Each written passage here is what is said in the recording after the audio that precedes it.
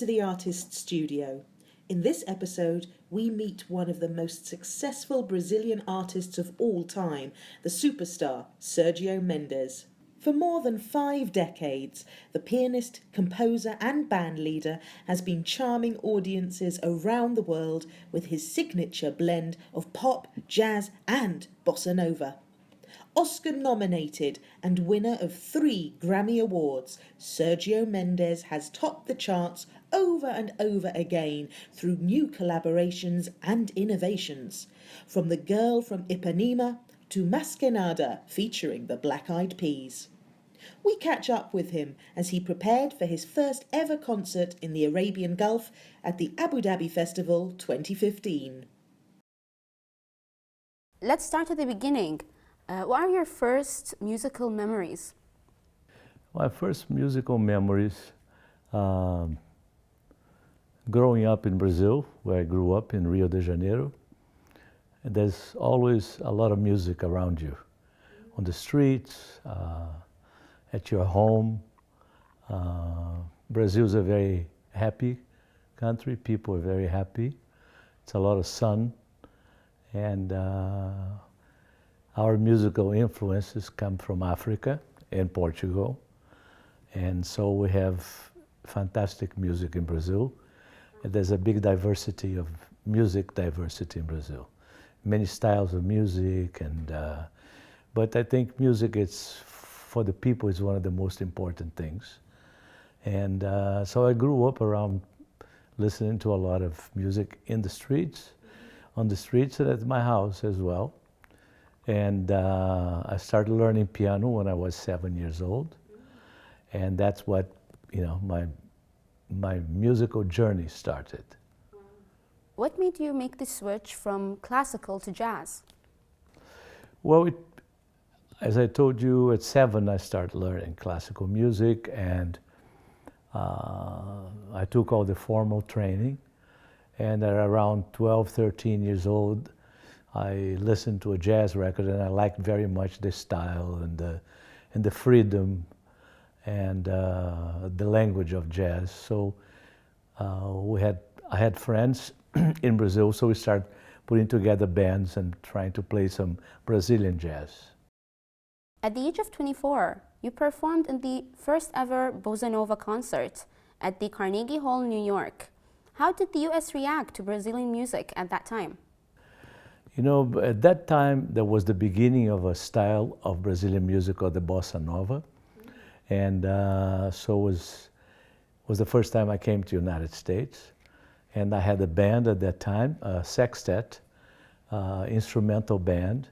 So we played at Carnegie Hall among other Brazilian friends as well, and Brazilian musicians. And that was the first big wave of Brazilian music in the United States and in the world. Having traveled the world and performed in several different languages, in your opinion, what role does music play in bringing cultures together? Oh, I definitely feel that music is really an international language. It's something that brings people from every different culture. I travel all over the world, like you said, and music just brings people together. It's a wonderful way to communicate, and it's a wonderful thing. We in the UAE love football. Tell us the story behind One Nation, the theme tune for the FIFA World Cup. How did it come about? It came about because of the World Cup in Brazil. This album, Magic, I recorded that about a year and a half ago. And I wanted to write a song for the World Cup, like an anthem. So I got together with a good friend of mine named Carlinhos Brown in Bahia, Salvador, in Brazil. So we wrote this song like an anthem, because again, like in Brazil, like music and football is like the 2 biggest passions of people. And so the song was dedicated to the World Cup, although we didn't win. But the idea of coming up with a song, the rhythms of football, the joy, the beauty, and the whole celebration of football, that was the song was all about. In recent years, your collaboration with will.i.am has led you to a new generation of fans. Why do you think your music is so timeless? Well, I'm very curious. I've been that way all my life. I like to learn. I like to work with other people, different people from different cultures.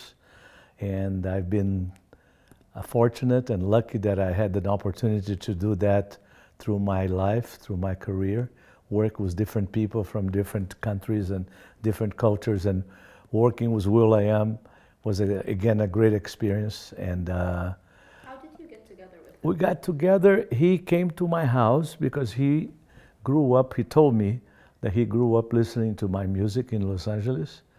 And he was a fan. And we immediately liked each other, so we went to the studio and we made a record, the record Timeless, and that became a very big success all over the world. And also there's another artist, John Legend, that I work with him too. So it's just been a great experience for me. Finally, you have often said that your life is a series of magical encounters. So what role does creativity play? And does everybody have it? I think so. I think this, when I say magical, it's really something that for me, being here in Abu Dhabi is magical. I never thought I would come here. So it's that kind of encounter that I like, to play for different audiences, to meet different people. And so for me, that whole experience in life, you can call destiny.